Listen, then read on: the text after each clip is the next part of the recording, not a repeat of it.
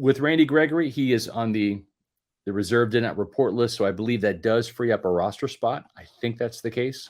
So that is kind of some breaking news here as we go live on today's show.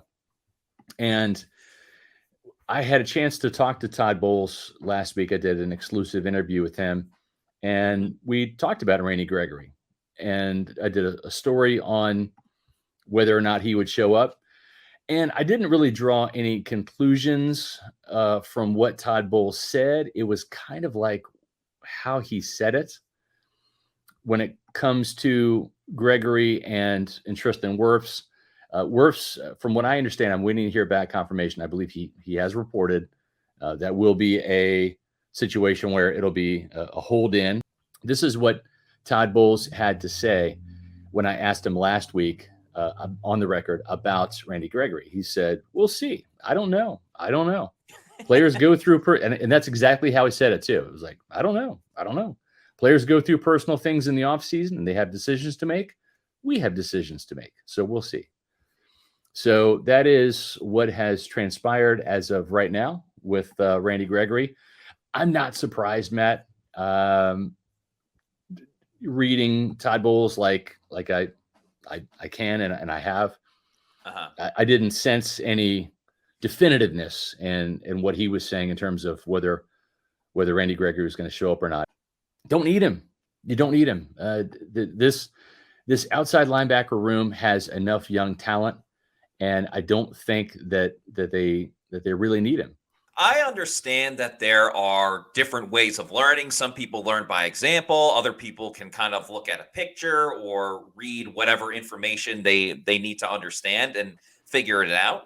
But that's not the case really with football, but specifically the defense that Todd Bowles likes to run. So I'm just curious from Gregory for so many reasons, and we may never find out, why was he missing all this time? Because the whole lawsuit with the NFL and everything like that, it doesn't add up to why he wouldn't be at Bucs minicamp and OTAs and everything like that, because the lawsuit is over games that he was suspended for previously and trying to recoup some of the money that he lost via suspension.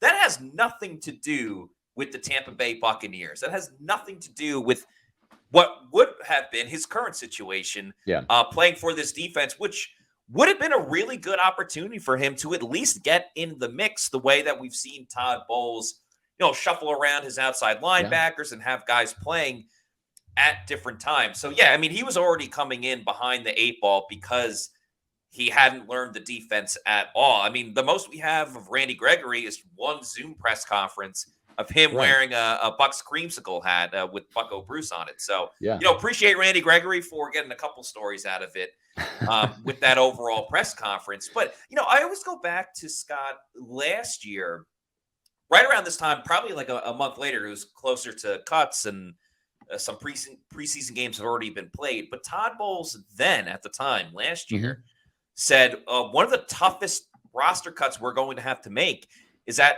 outside linebacker. Yeah. And, that was before we knew who Marquise Watts was going to become on this team. That was before even this year, like the transformation of Jose Ramirez. So another key thing you mentioned as well when talking to Bowles was Bowles is looking for more than just, a total number of sacks on the defense. And I think that's why, Bucs fans see Joe Tryon-Shoyinka getting a good amount of playing time, not as much once Yaya Diaby became the starter. Right. But people might get angry. JTS is playing all this time.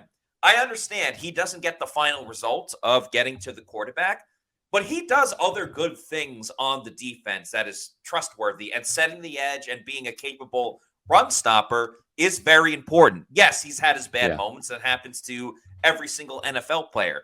But overall, not having Randy Gregory for the season does not change my viewpoint at all about the Bucs at outside linebacker. If anything, it gives a couple more reps to Chris Braswell, the second round pick for the Bucs. Gives more reps to Marquise Watts, who we want to see play at length compared to the situational moments he had last season. And same with Jose Ramirez as well. So, unfortunate, but it really is just unfortunate for Randy Gregory. And people saying it's a waste of time or whatever. What? They signed him. He did a press conference. He didn't show up. It's not really a waste of time for the Bucs unless they want to add another piece to outside linebacker. But even if they didn't add Randy Gregory, I would still say, wow, they got a lot of depth at that position.